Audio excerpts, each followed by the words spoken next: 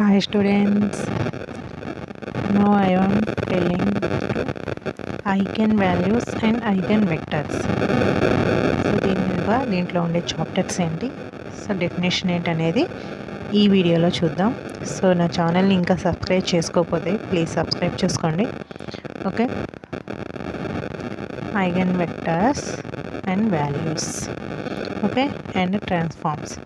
So unit name ఏంటి, eigenvectors and values transforms అనమాట. So ఇది ప్రజెంట్ ఎల్ఏ అండ్ సిలో ఉందన్నమాట, బీటెక్ లెవెల్లో వాళ్ళకి. సో ఎల్ఏ అండ్ సిలో సెకండ్ యూనిట్ ఇది. So LA and C means linear algebra and calculus. First year వాళ్ళకి ఉంది, ఫస్ట్ సెమ్లో. So most important topic. So ఇక్కడ నేను చెప్పే డెఫినేషన్ కూడా మోస్ట్ ఇంపార్టెంట్గా ఉంటుంది. సో అది కంపల్సరీగా ఎగ్జామ్లో అడిగే పాసిబుల్ 90% ఉంది.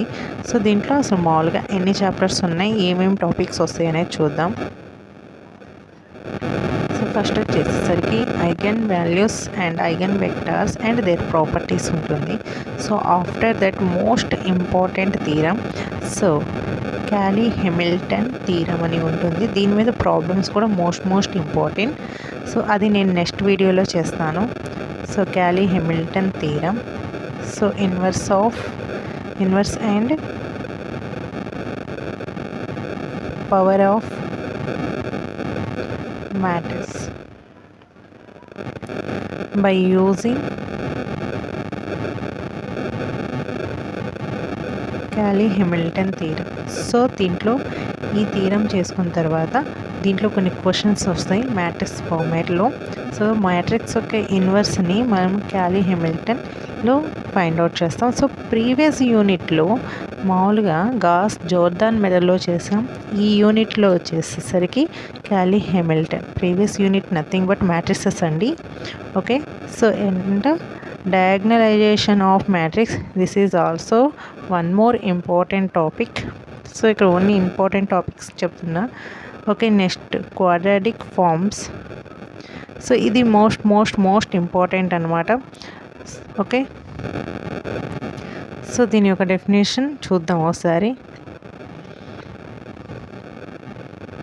అండ్ దీంట్లోనే ఇంకోటి కూడా ఉంది, and nature of quadratic form, reduction of quadratic form. So ఇవన్నీ క్వాడ్రాటిక్ ఫామ్లో ఉన్న sub topics. By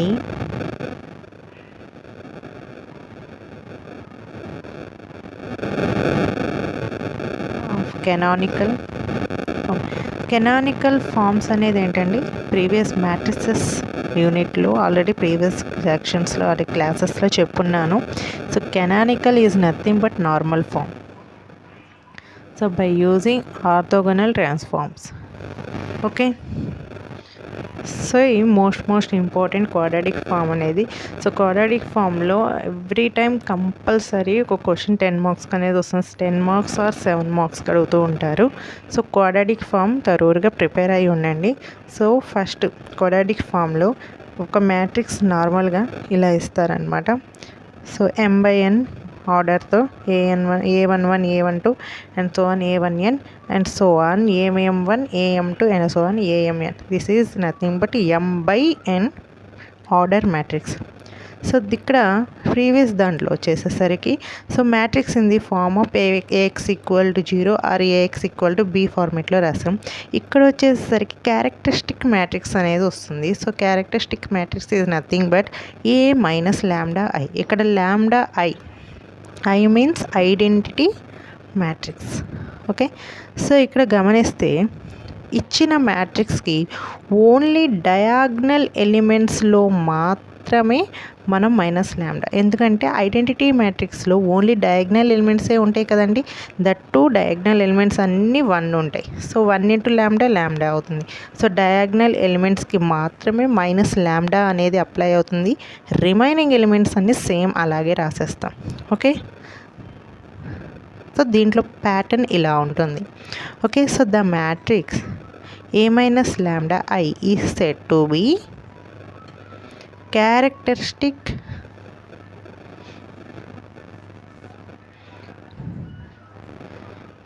matrix. So ఏం చేస్తాం ఇక్కడ న్యూగా వచ్చేదేంటి, ఏ ప్లేస్లో ఏ characteristic matrix A minus lambda I అనేది వస్తుంది అంతే. సో మిగతాదంతా ప్రీవియస్ ప్రాబ్లమ్స్లో మనం ఎలా అయితే ర్యాంక్ అని ఫైండ్ అవుట్ చేసి ట్రివియల్ నాన్ ట్రివియల్ అని ఎలా అయితే ఫైండ్ అవుట్ చేస్తాం సేమ్ అలాగే చేస్తాం. ఇక్కడ చూడండి, where I indicates identify and ల్యాండా is parameter. Lambda is a parameter and I is a identity matrix. So characteristic polynomial so అంటే ఏంటనేది చూద్దాం.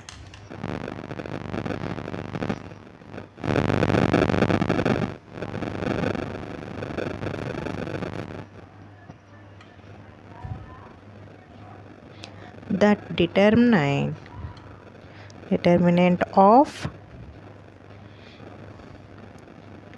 Characteristic matrix. డిటర్మినేషన్ అంటే ఏంటండి, డెట్ని ఫైండ్ అవుట్ చేస్తాం కదా. So that is det of A minus lambda I when will be expand in lambda of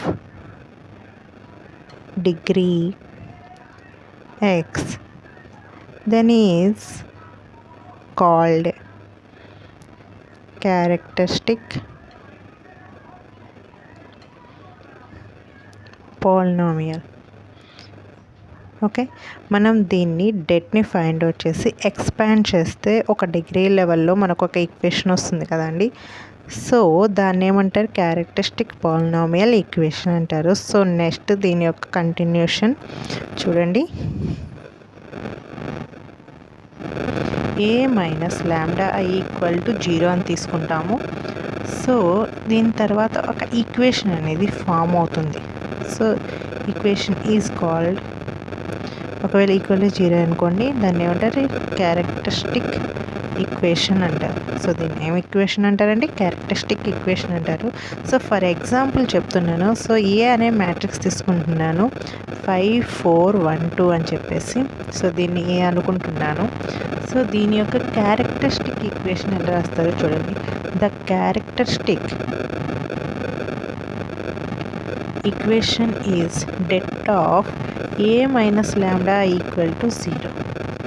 so what is a, 5 4 1 2. So diagonal elements ఏంటి దీంట్లో, 5 2.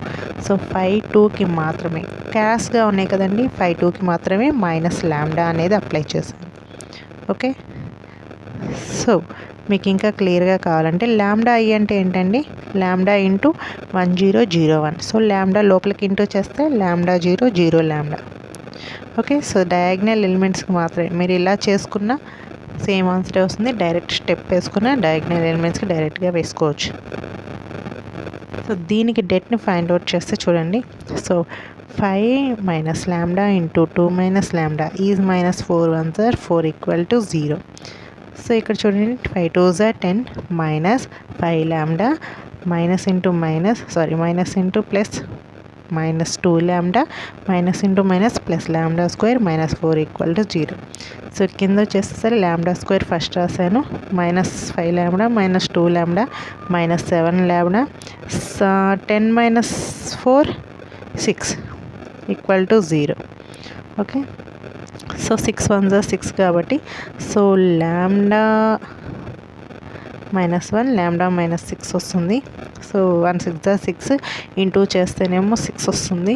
సో ప్లస్ చేస్తే మైనస్ 7 వస్తుంది కాబట్టి సో డైరెక్ట్ తీసేసుకున్నాను. So lambda equal to 1 6. So lambda values వచ్చినాయి కదండి. So దీన్ని వచ్చేసేసరికి ఐగన్ వాల్యూస్ అంటారు. సో పైన ఈక్వేషన్ వచ్చింది కదండి. సో దాన్ని క్యారెక్టరిస్టిక్ ఈక్వేషన్ అంటారు. సో 1 6ని ఐగన్ వాల్యూస్. ఓకే, సో ఈ 2 వాల్యూస్ 1 6ని ఇచ్చిన పైన వచ్చిన మ్యాట్రిక్స్ ఉందా 5 మైనస్ ల్యాండా వీటిల్లో కనుక పెడితే సో ఐగన్ వెక్టర్స్ వస్తాయి. సో వాల్యూస్ అండి ఇక్కడ.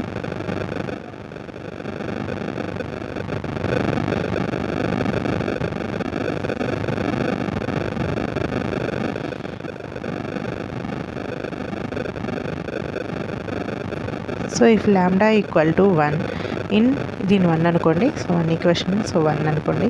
సో దీంట్లో కనుక అంటే దాంట్లో సబ్స్టిట్యూట్ చేసి అవి ట్రివియలా నాన్ ట్రివియల్ అనే సొల్యూషన్ కనుక చెప్తే సో అప్పుడు దాన్ని ఐగన్ వెక్టర్స్ అంటారు. So 5 - 1 4 1 2 - 1 so 4 4 1 1. సో చూడండి దీనికి ర్యాంక్ ప్రీవియస్ ప్రాబ్లమ్స్లో మ్యాట్రిసెస్లో ఎలా అయితే చేసామో సేమ్ అదే విధంగా చేస్తాం. ఇది ఇంట్రడక్షన్ కాబట్టి నేను నార్మల్గా చెప్తున్నాను అండి. ప్రాబ్లమ్స్లోకి వెళ్తే చాలా క్లియర్గా రాసి చెప్తాను, ఓకేనా. సో ఇక్కడ చూడండి ట్రివియలా నాన్ ట్రివియలా అని చెక్ చేస్తాం ర్యాంక్ని ఫైండ్ అవుట్ చేసి. సో చూడండి ఇది అన్ని హోమోజీనియస్ ఈక్వేషన్స్ కాబట్టి ఓన్లీ ట్రివియల్ నాన్ ట్రివియల్ని ఫైండ్ అవుట్ చేస్తాం. సో R2 → 4 R2 - R1 అప్పుడు ఏమవుతుందండి, R2 టోటల్గా 0 అయిపోతుంది. 4 - 4 0 4 - 4 0. సో ఇక్కడ ర్యాంక్ ఏమవుతుందండి, ర్యాంక్ ఆఫ్ దిస్ మ్యాట్రిక్స్ 1 అవుతుంది. ర్యాంక్ ఆఫ్ దిస్ మ్యాట్రిక్స్ వచ్చేసి 1 అవుతుంది. అన్నోన్స్ ఎలా ఫైండ్ అవుట్ చేయాలి, ఇక్కడ మనకి డిగ్రీస్ వచ్చింది కదండి, characteristic equation degrees. So degree ఎంత వచ్చిందండి, హైయెస్ట్ డిగ్రీ 2 వచ్చింది కాబట్టి 2 అన్నోన్స్ ఉంటాయి. అదర్వైజ్ మీరు రోజునైనా క్యాలిక్యులేట్ చేసుకోవచ్చు ఇచ్చిన మ్యాట్రిక్స్లో. సో n వచ్చేసి 2 అండ్ ర్యాంక్ వచ్చేసి 1. So R is less than n కాబట్టి it has non trivial solution. Non trivial solution means infinite solutions అని కూడా అనొచ్చు. సో ఈక్వేషన్ కనుక రాస్తే 4x + 4y = 0. ఓకేనా అండి. 4x + 4y = 0. Let z y = k అనుకుంటానండి. ఓకే. సో అప్పుడు సబ్స్టిట్యూట్ చేస్తే సో ఇది k అండి, సారీ k. సో అప్పుడు x ఏమవుతుందండి, -k అవుతుంది. ఓకే. xy వాల్యూస్ ఏమవుతాయి, -k k. Okay. So eigen values ఇంతతో అయిపోలేదండి. ఐగన్ వాల్యూస్ ఎన్నైతే వచ్చినాయో వెక్టర్స్ అన్నిసార్లు మనం సబ్స్టిట్యూట్ చేయాలి. ఇప్పుడు ఓన్లీ 1 సబ్స్టిట్యూట్ చేసాం, తర్వాత 6 కూడా సేమ్